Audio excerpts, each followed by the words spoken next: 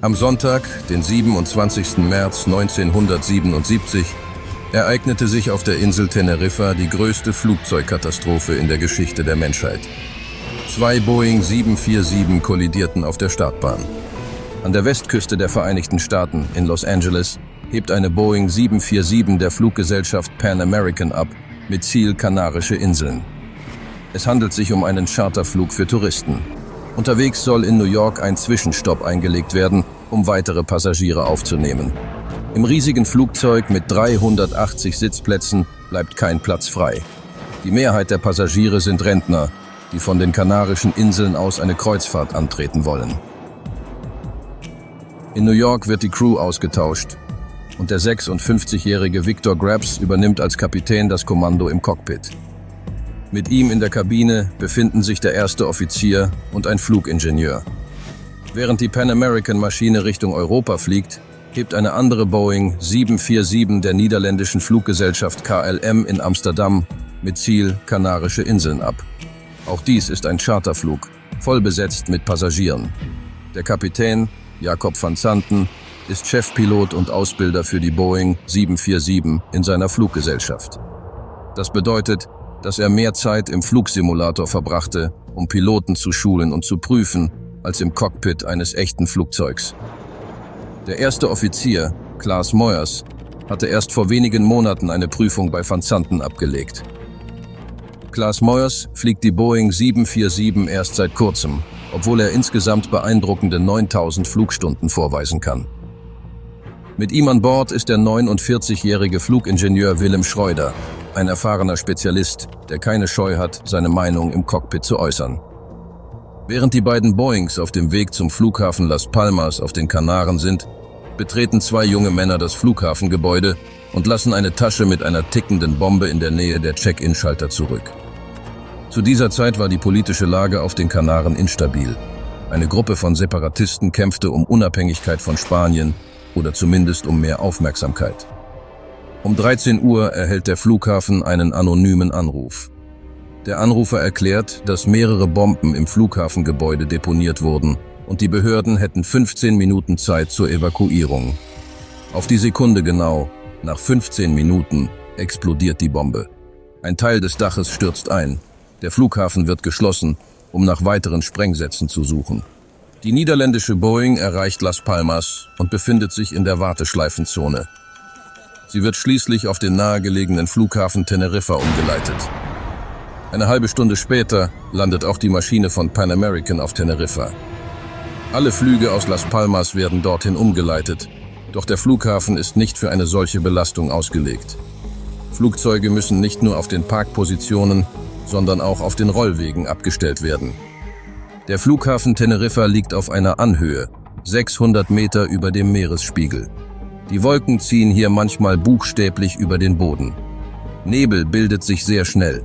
Die Sichtweite kann von 3 Kilometern innerhalb weniger Minuten auf nur 300 Meter sinken. Als die beiden Boeings am Flughafen ankommen, ist die Sicht zunächst gut, doch die Situation beginnt sich rasch zu ändern. Der Kapitän der niederländischen Boeing geht davon aus, dass der Aufenthalt hier nur kurz sein wird und plant daher nicht, die Passagiere aussteigen zu lassen. Doch nach 20 Minuten wird klar, dass sie hier längere Zeit feststecken werden und Jacob van Zanten entscheidet, die Passagiere aussteigen zu lassen. Aufgrund dieser Entscheidung darf die später ankommende Pan American Maschine ihre Passagiere nicht ins Flughafengebäude lassen. Die amerikanische Crew versucht, die Situation an Bord zu entspannen und fordert eine Fluggastreppe an, damit die Passagiere aussteigen und frische Luft schnappen können. In der Zwischenzeit wird die Atmosphäre im Cockpit der KLM-Maschine zunehmend angespannt. Die Piloten diskutieren über die kürzlich eingeführten Änderungen bei den niederländischen Fluggesellschaften. Diese betreffen die Anzahl der Flugstunden.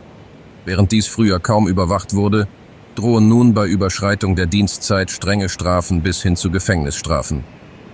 Die Piloten sind sich bewusst, dass, wenn sich die Verzögerung weiter hinzieht, sie bei ihrer Ankunft in Las Palmas möglicherweise nicht mehr rechtzeitig zurückfliegen können. Die Dienstzeit des Teams wäre abgelaufen und sie müssten in einem Hotel übernachten. Van Zanten äußert die Sorge, dass seine Frau von den Nachrichten über die Bombe in Las Palmas erfahren und sich große Sorgen machen könnte, wenn sie hört, dass er sich dort befindet. Die Piloten beginnen zu überlegen, was sie tun können, um die Verzögerung zu verkürzen. Van Santen bittet den Flughafenservice, das Flugzeug so aufzutanken, dass es genug Treibstoff für den Flug direkt nach Amsterdam hat und ein Nachfüllen in Las Palmas nicht erforderlich ist. Dies war eine vernünftige Entscheidung. Doch die Betankung einer Boeing 747 ist ein zeitintensiver und komplexer Prozess, der nicht einfach unterbrochen werden kann.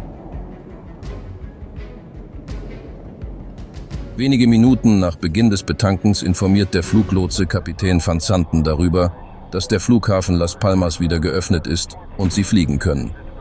Das Wetter ist immer noch gut, doch die Wolken beginnen langsam von den Bergen herabzuziehen und die Sichtweite nimmt rapide ab.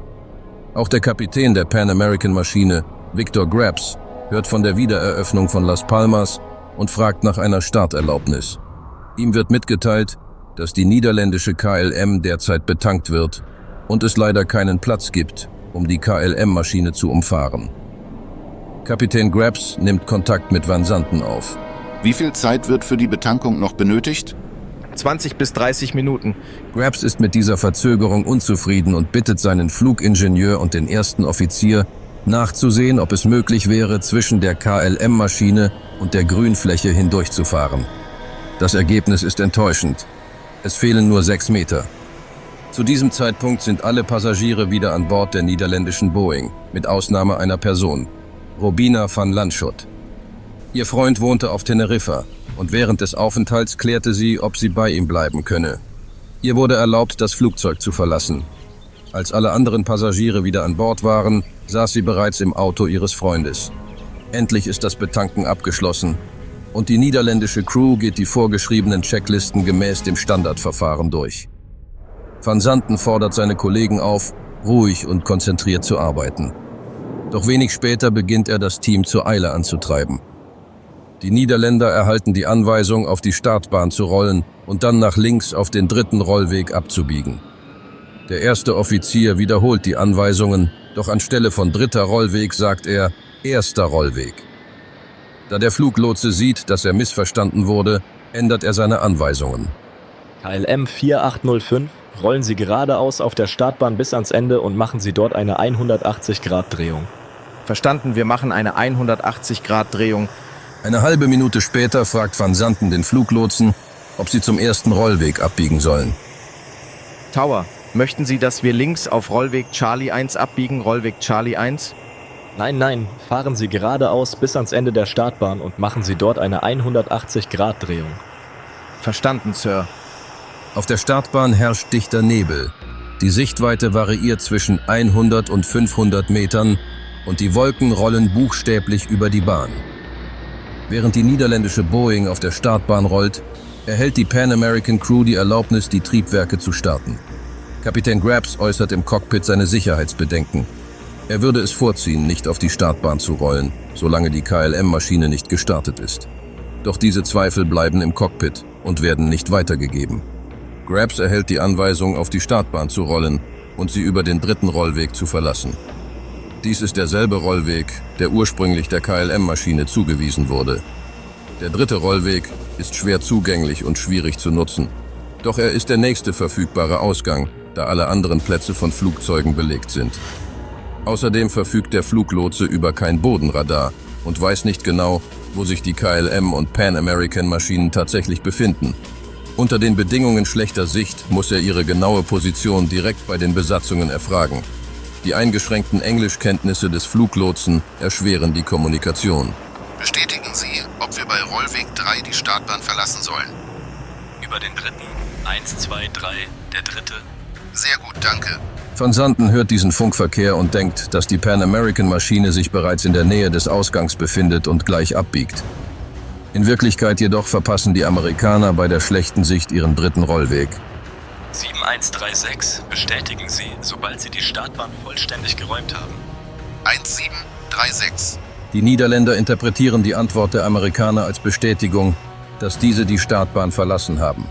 In Wirklichkeit ist dies jedoch nicht der Fall.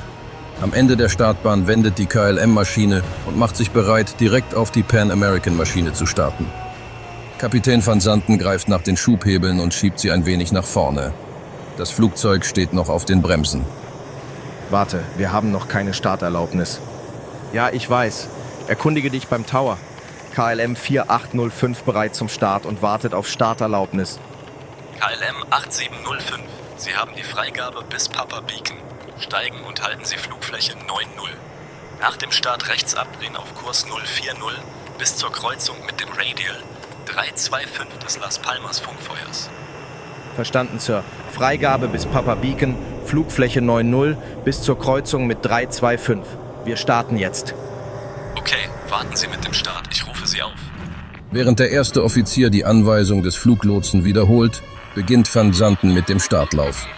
In diesem Moment meldet sich die Pan American Crew im Funk. Wir rollen immer noch auf der Startbahn. Ihre Worte überlagern sich mit der Antwort des Fluglotsen an die Niederländer. Wir rollen immer noch auf der Startbahn. Van Zanten hört nur: Okay. Startlauf beginnt. Überprüft den Schub. Die Anweisung des Fluglotsen zur Abflugroute interpretiert Van Zanten als Starterlaubnis, obwohl für den Start eine separate Freigabe erforderlich ist. Der Lotse, überzeugt davon, dass er alles klar übermittelt hat, richtet seine Aufmerksamkeit auf die Amerikaner. 1736. Bestätigen Sie, sobald Sie die Startbahn vollständig geräumt haben. Verstanden. Wir melden uns, sobald wir runter sind. Danke.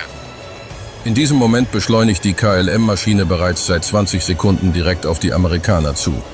Der niederländische Flugingenieur beugt sich zu Van Zanten. Das heißt, er ist noch auf der Startbahn? Was hast du gerade gesagt? Haben Sie die Startbahn geräumt, Pan American? Oh ja. Danach konnte nichts mehr die größte Flugkatastrophe in der Geschichte der Menschheit verhindern. Kapitän Victor Grabs von Pan American späht in den Nebel und sieht die Lichter der KLM-Maschine. Oh Gott, da ist er. Verdammt, er kommt näher. Dieser Mistkerl kommt näher. Los, runter von der Bahn. Runter. Grabs gibt den Triebwerken Schub für den Start und versucht, das Flugzeug scharf zur Seite zu lenken. Doch die 340 Tonnen schwere Maschine kann nicht schnell genug beschleunigen. Sie schafft es gerade einmal 40 Kilometer pro Stunde zu erreichen.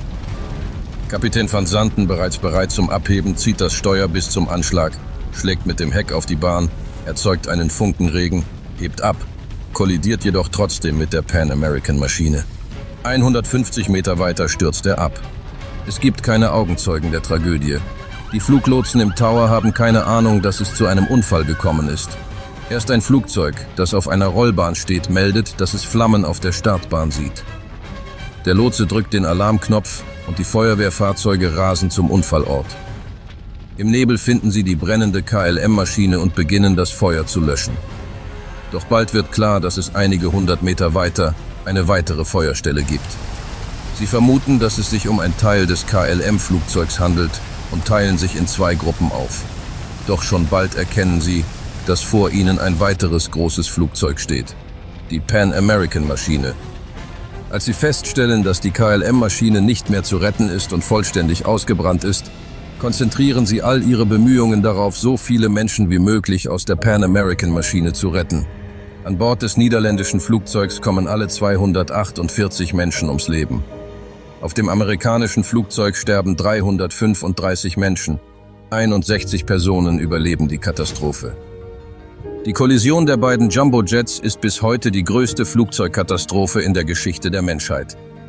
Insgesamt kamen 583 Menschen an Bord der beiden Flugzeuge ums Leben. Die Hauptschuld wurde dem Kapitän der niederländischen Maschine, Jacob van Zanten, zugeschrieben. Er begann den Start ohne die Freigabe des Fluglotsen. Die Fluggesellschaft übernahm die Verantwortung für die Katastrophe und zahlte den Überlebenden und den Familien der Opfer Entschädigungen zwischen 58.000 und 600.000 US-Dollar. Als Folge dieser Katastrophe wurden die Regeln für den Funkverkehr geändert. Kurze Bestätigungen wie OK oder Roger wurden ohne Wiederholung der empfangenen Anweisung unzulässig. Das Wort Start, Take-off, wurde fortan ausschließlich bei direkter Starterlaubnis verwendet. In allen anderen Fällen wurde stattdessen Abflug, Departure, verwendet. Die Meinung des Linienpiloten John Nance: Der Fehler des Kapitäns der KLM Boeing auf Teneriffa hat die Einstellung zur Sicherheit radikal verändert, sowohl in der Luftfahrt als auch in der Medizin. Die Crewmitglieder erkannten fast den Fehler, aber anstatt ihn zu verhindern, überzeugten sie sich selbst davon, dass ihr Kapitän keine Fehler machen kann. 22 Jahre später, am 1. April 1999, kam es im Chicagoer Flughafen O'Hare fast zu einer weiteren Kollision zweier Jumbojets. Eine chinesische Frachtmaschine vom Typ Boeing 747 war gerade gelandet und rollte von der Rollbahn ab. Durch einen Fehler kehrte sie auf die Rollbahn zurück, während dort bereits eine vollbesetzte koreanische Passagiermaschine vom Typ Boeing 747 startete. Die Koreaner zogen das Steuerhorn nach hinten und flogen nur 20 Meter über die chinesische Maschine hinweg. Vielen Dank, dass Sie bis zum Ende dran geblieben sind. Die Tragödie von Teneriffa hat die Luftfahrt für immer verändert. Was meinen Sie? Welche Lektion war die wichtigste, die wir daraus gelernt haben? Schreiben Sie es gern in die Kommentare. Ihre Meinung ist uns wichtig. Wenn Sie solche Geschichten spannend finden, dann abonnieren Sie den Kanal und schalten Sie die Glocke ein, damit Sie kein neues Video verpassen. Hat Sie diese Geschichte bewegt? Dann geben Sie ihr ein Like und teilen Sie das Video mit Ihren Freunden. Auch Sie sollten erfahren, wie eine einzige Entscheidung den Lauf der Geschichte verändern kann. Bis zum nächsten Mal und danke fürs Zuschauen.